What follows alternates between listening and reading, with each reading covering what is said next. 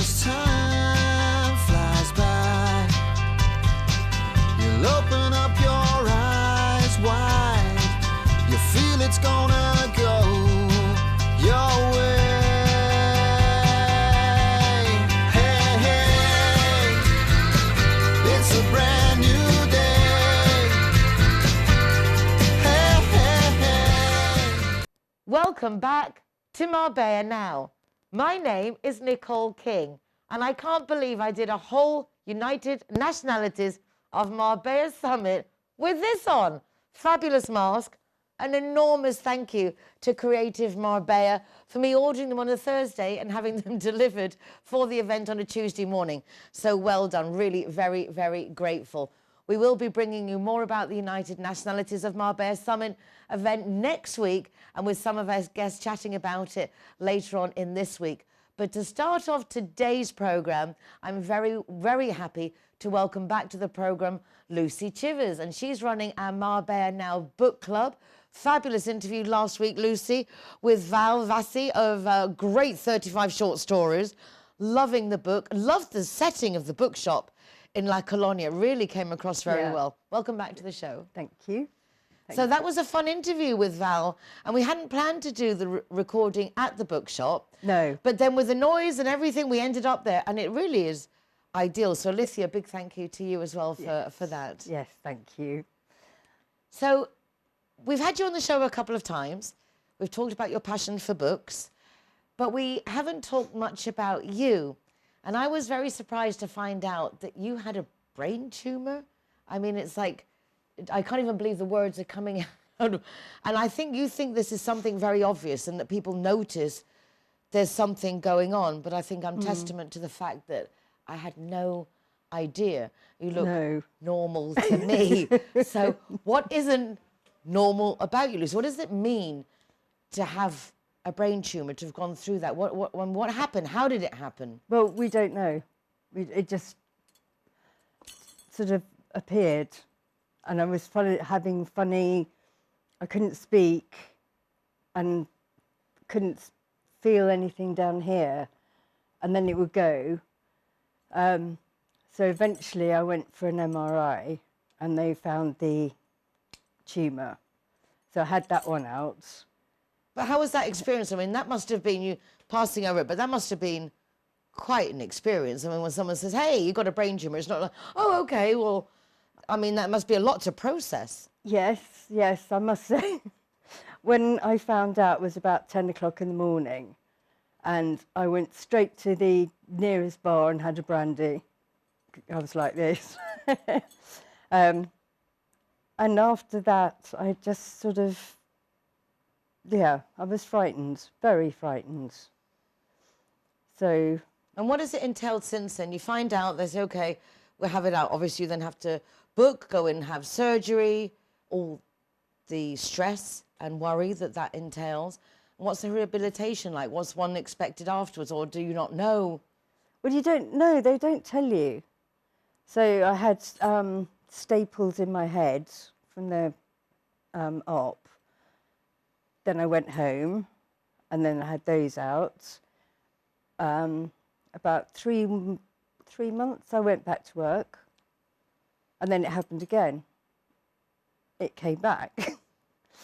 So yeah, that was a bit of a shock. And is there any reason for this? They know why this happens? I mean, is it something in your blood, your genes? They don't know.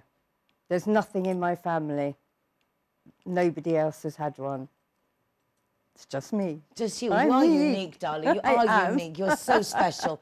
You're so special. And what kind of adaptations have you had to make to your lifestyle because of it? I mean, how have you been? Because, as I said, I had no idea. I mean, you look as normal as the next guy to me. So to think that you think that everyone is aware of this and knows it, I imagine, is maybe biggest part of the problem is how you think other people perceive you. Not that it matters how other people perceive us. It really doesn't. No. I have trouble with my speech. I can't, so I have moments when I can't get the words out. I know what to say out there, but it won't come out. So my Spanish not so good now. You think I'm going to buy that as an excuse? Well, it was You're quite just good. English. Oh, okay. No, it used to be quite good. And now I know again what to say, but it won't come out. That's the main. Frustrating. Very, very, and yeah, I do come out with some good words. You know, I can't drink anymore. Very, very rarely, that's not good at all. There's loads of things that I just can't do anymore. I can't work. I'm now officially disabled. Yeah, that for me was very funny when you came out with the officially disabled. I'm looking at you like, what's wrong with you? You look fine to me. It's the brain. It's my because it's my language and movement area.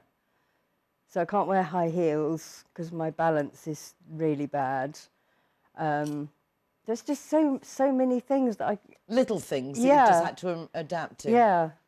The good thing is, though, Yeah. it hasn't affected your ability to read, because have you always loved to read, or is this something that Yes. you've begun to embrace more since that you've been more time at home? No, always.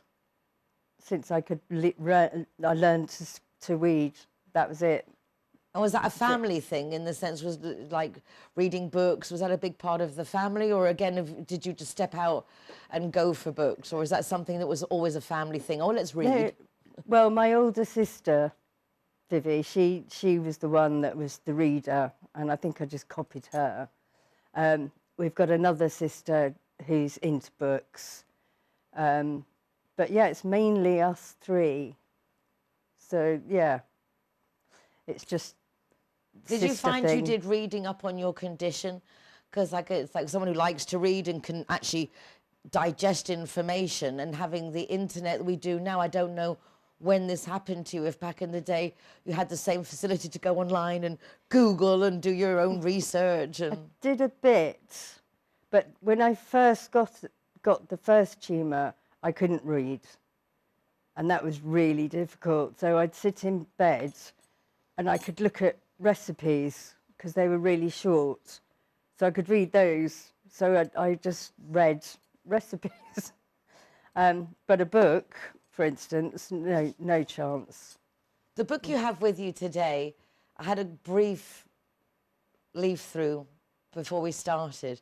What a beautiful book. It is. Bring it out and It tell us is. more, because it's those books that are just too simple, Yeah, and yet they are so profound. and it's really good for this, what we're going through at the moment. It is. It's, for instance... So it's tell got us the this- title. What's the name Oh, of yeah. the book? It's called The Boy, the Mole, the Fox and the Horse, and it's by Charlie Maxey, he's an artist, but he wrote this to go with the pictures. So basically, he's done these phrases to accompany his artwork. Yeah. I mean, there's a serenity to the book and a wisdom, and it's just, so the age group you were saying is like 8 to 80. Yeah, It's for at everybody, least particularly everybody. in times like this. Yes, it is. It's just, I got it for my birthday last year, and everything else, I'm just sitting here, and I read it in an hour, less, and then read it again, and But then it's read one it of again. those books that really is like a coffee table book. It's a night bedtime book, that in the sense you just to open a page, see what it says, and get the wisdom of the day. Yeah, you can just go like that and look at So a give us some picture. examples. Let's have a little. Well, the one I really particularly like was at the back, and it says, I apologise if it doesn't come out quite right. Sometimes all you hear out is the hate, but there is more love in the world than you can imagine. I mean, that's just beautiful. Very simple, Yeah. very nice. To hold the book up just to the camera a little bit, just so you can see the style of the artwork, because it is just very whimsical. That was the word I was looking for. is. It's a whimsical book. And this one, nothing beats kindness, says the horse. It sits quietly behind all things. And that's the picture. Oh, nothing beats kindness. And it sits quietly behind all things. It's always there if we just go take a peek. Yeah, exactly.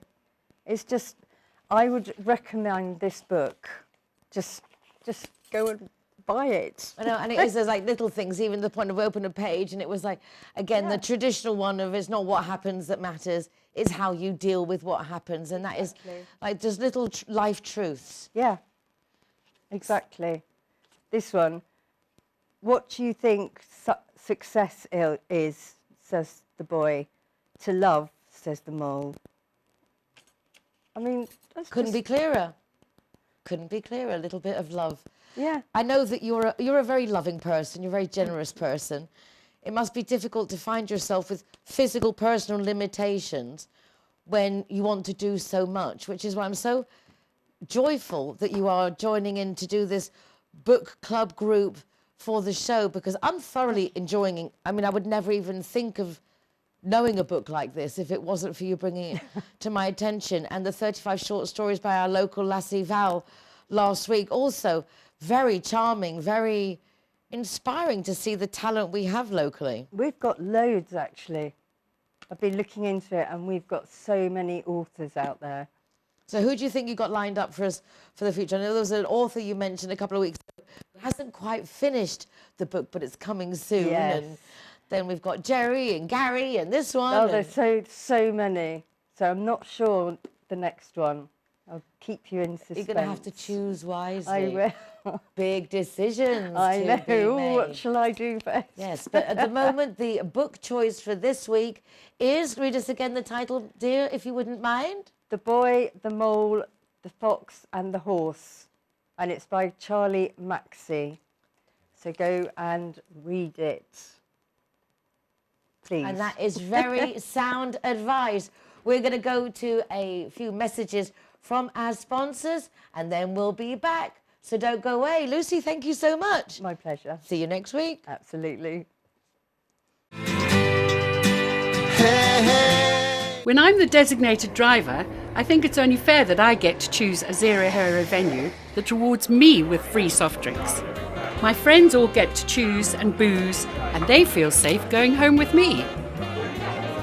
Make sure that you get your reward for being the designated driver. Why pay if you don't have to? Judy likes to consider herself a clever young woman, which is why she thought very carefully before choosing her insurance company. Now that she needs it, she's jolly glad she chose Linear Director, as it looks as if she might have something better to do. Why don't you be clever, like Judy? Call Linear Director on 952 14 78 34 and see which policy is best for you. Zero Hero, welcome to the playwright. Hello guys, welcome to Harbor. All the designated drivers are welcome here to the Harbor. And we are very proud to be a Zero Hero partner. Divine is happy to be Zero Hero partner. Hi guys, Ross here from Hogan Stand. Proud to be a member of the Zero Hero campaign. And we recommend everybody. Nobody drives drinking. Everybody who drives a car doesn't have any alcohol in their system, and we're proud to sponsor the Zero Hero program.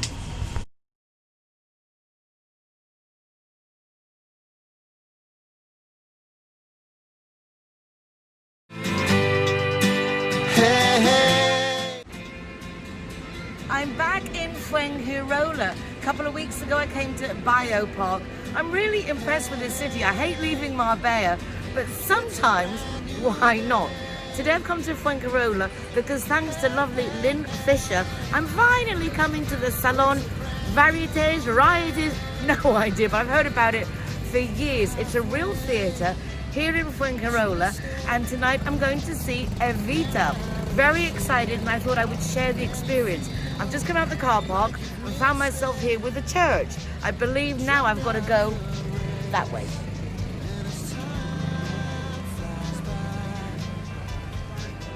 Look how cute the street is, how busy the places are. Very cute. Kids playing.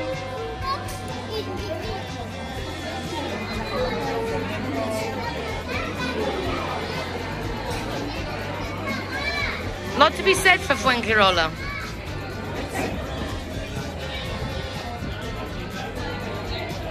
Oh my God, here it is, Salon Varietés. Oh my gosh. Apparently it looks like a real theatre on the inside. Very cute on the outside.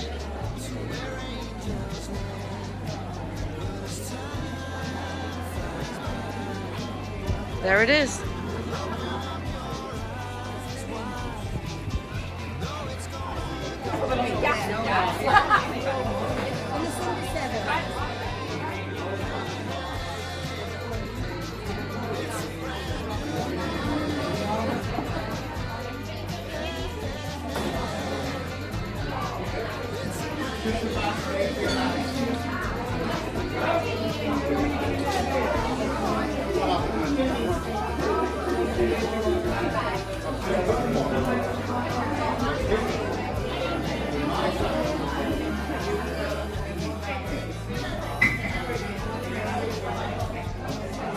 So exciting. This really looks like a theatre. I can't believe it. Right here in the heart of Fuengirola. Very impressive little city.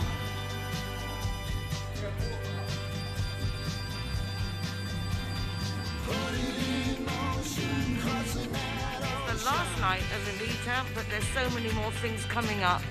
Check it out, Salon Varietés.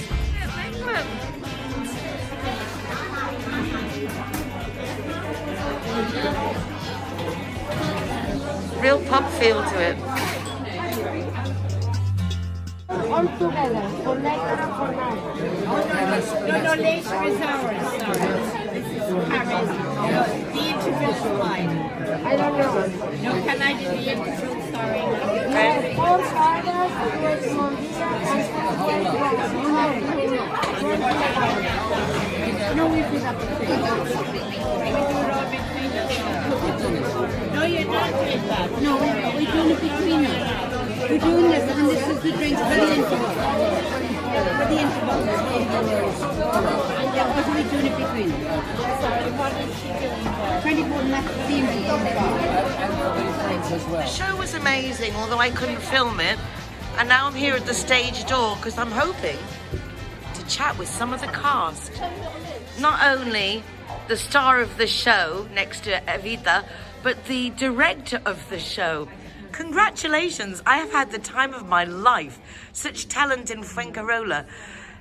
How did you get involved with the theatre? Well, I've actually been here since I was about 6 years old. I've been here since I was 6, so I grew up in the theatre. It's been my home ground for a long, long time. And obviously taking over Evita, I also direct things here and plays and obviously the musical in this case, obviously.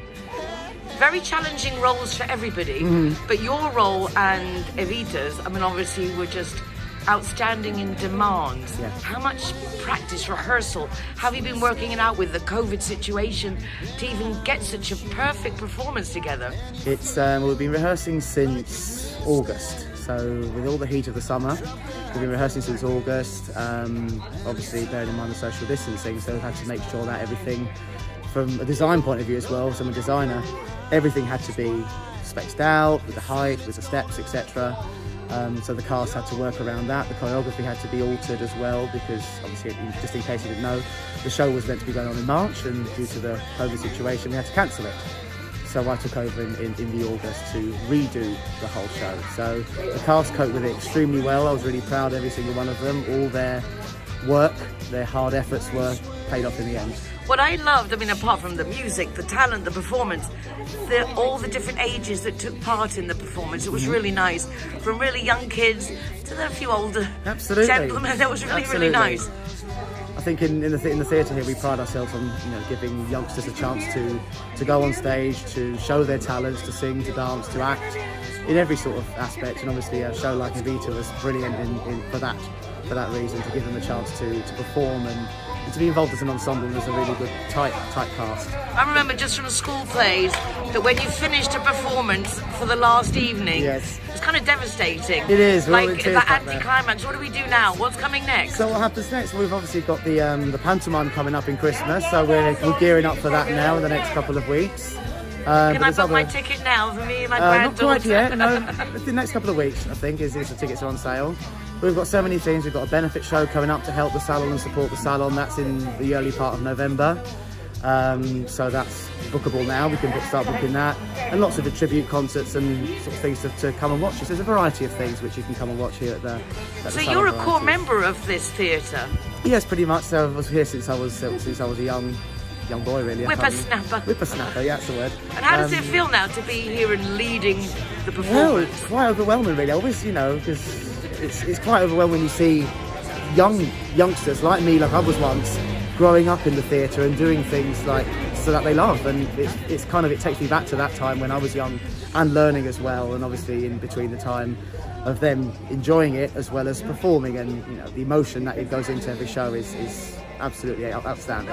Is it open for public to get involved with the Absolutely, theatre, to yeah. perform and take part in the different works you put on? Yes, of course. Obviously, we've got in fact the auditions for the pantomime are coming up now on the 1st of November, and also for the Mousetrap. That's a play that's coming on in January. So we've got loads of opportunities. All you need to do is just pop down to the theatre. It's in Fringarola, and come and ask people. There's notices all around the theatre. We publish also on our Facebook page, and just search for us, and it's all the information's on there. Very exciting, I have to say. Thank you. And how can we support the theatre to keep it going? Because obviously, this is kind of like a non-profit thing you're doing. This all for the love of art. That's one thing which we do. We do it all for the love of the arts. Obviously, I don't get anything from it. Neither does the cast, the directors, nothing. So, it's all, the only way to support the theatre is just by coming to watch plays and shows and musicals, and paying your ticket. That's the way to support the theatre. Art in its purest form. Art in its purest form, and the most challenging, and also the most rewarding. And I think we all enjoy. We put on the show, as you saw tonight, a really rewarding show, and at the end of it, we're all devastated, but happy at the same time. Happy to keep the theatre going, and happy to keep the theatre alive. It's been here for a long time. It needs to be here for much longer than all of us, really. Well, I'm very grateful that I was brought along here this evening, and this is not a threat, but I will be back. Thank you very much. It's Many good to more hear. times. Absolutely wonderful. Thank you so much, and a hearty congratulations to all of you. And that's it from Salon Varietés for this evening, but we will be back. Hey, hey. Ladies and gentlemen, boys and girls, please do get your local bar, restaurant, hotel involved in our Zero Hero incentive, rewarding the designated driver with free soft drinks. It's really a positive way of reminding us that we shouldn't drink and drive. And if you're going out and you know you're going to be drinking, why not get a designated driver? And if that's the case, why not go to one of the Zero Hero partners who rewards that designated driver? We have our free disposable breathalyzers so that you can check and make sure they haven't been drinking, so you know nobody is going to be tricking you when they say they haven't been drinking. And if you go to our website, zerohero.es, you can find a full listing of participating businesses. But as I say, please get your local business to join in also. They get promoted here on Marbella Now TV every single day, also in our social media of Facebook, Instagram and our website. Please do get involved. Thank you. Straight to your heart. We can change if we try. Just believe.